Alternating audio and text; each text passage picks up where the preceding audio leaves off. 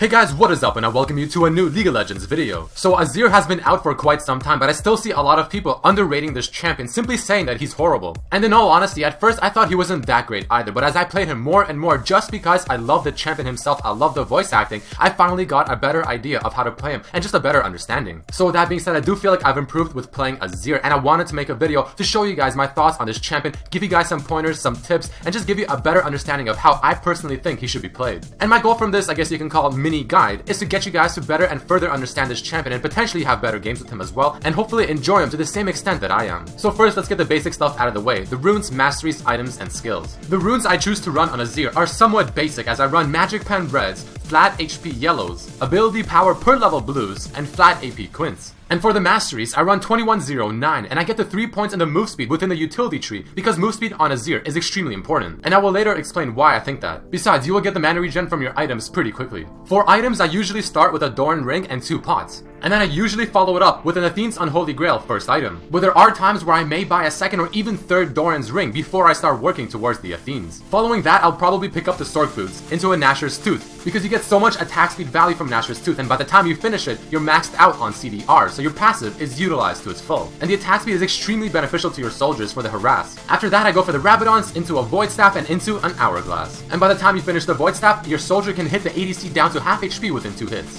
For skills, you want to max the Q first, get the E at level 4, of course W at level 1 because you have no choice. After you finish maxing Q, max the W second for that extra soldier respawn rate, into the E, and of course ultimate whenever you can. So let's talk about his laning phase, where I think he's quite strong. Bear in mind, Azir is not the easiest champion and he will take some practice to learn. And the reason for that is because you need to know what range you can be in to place your W in order to get an auto attack with your soldier instantly. Just like you saw in that example. Once you hit level 2 is when you can really start the zoning game. Check out this example. As I walk into Xerath's range, I first throw my W down, but I throw it down knowing that I can get one auto attack with a soldier before I have to use the Q. After the soldier finishes auto attacking, usually you want to wait about a second and then use your Q, but in this case I use it instantly, which is somewhat of a mistake because you can potentially not get that second auto attack if you use the Q too fast early game. But you can see the huge pressure I can apply on the Xerath just with one soldier.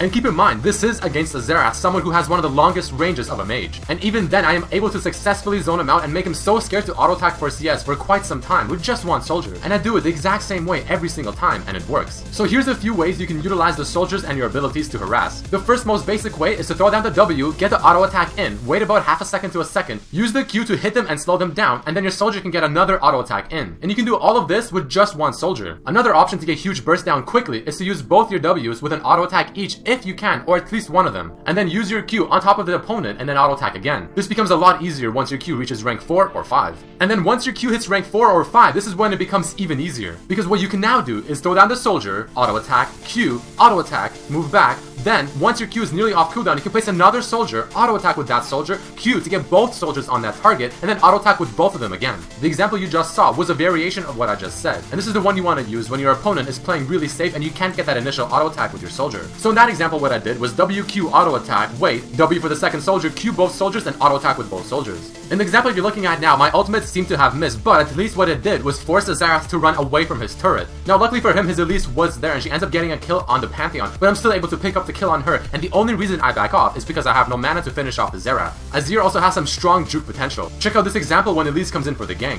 As she comes in for the gank, I sidestep her cocoon, put the soldier down, and E to the soldier towards my turret. Another option would have been to Q my soldier closer to my turret and then use the E. His E is also extremely solid at going in for kills. I chain the CC with the Pantheon by using the W, auto attack, Q behind her, E on top of the soldier to ensure that my body hits the Elise, stuns her, and then we kill her easily. Let's look at another way to utilize the E, but this time going in for the kill. Azir's extremely strong poke and harass does make up for the lack of burst that he has. But whenever you are looking for the initiate, what you want to do is throw down the soldier, Q behind the target, and E instantly. You saw how I hit him with my E and then threw out my ultimate for the damage. I can get the move speed from the soldiers and continue on the harass. Because as he's running away, I can keep throwing down soldiers and using the Q to slow him down. His passive, where you can make a tower, is extremely strong in terms of utilizing a certain area of the map, but I personally wouldn't rely on it too much. In this example, I put up my tower and my team joins me in the mid lane, and we begin getting a lot of pressure on the enemy team in order to start focusing down their second middle turret. And you usually want to use it to prevent the enemy team from pushing you out past a certain area while you're going for an objective. And the final thing I want to talk about is his mid to late game, which I also think is very strong. Because like I said, once you get to the Void Staff part of my build, you can instantly burst down the enemy ADC even if you're not super fed. As you can see, I'm only 6, 7, and 9. But as I wait in this brush, I get the surprise on Corki with a W auto attack, Q auto attack, and he's instantly out of the fight, and we get the tower for free.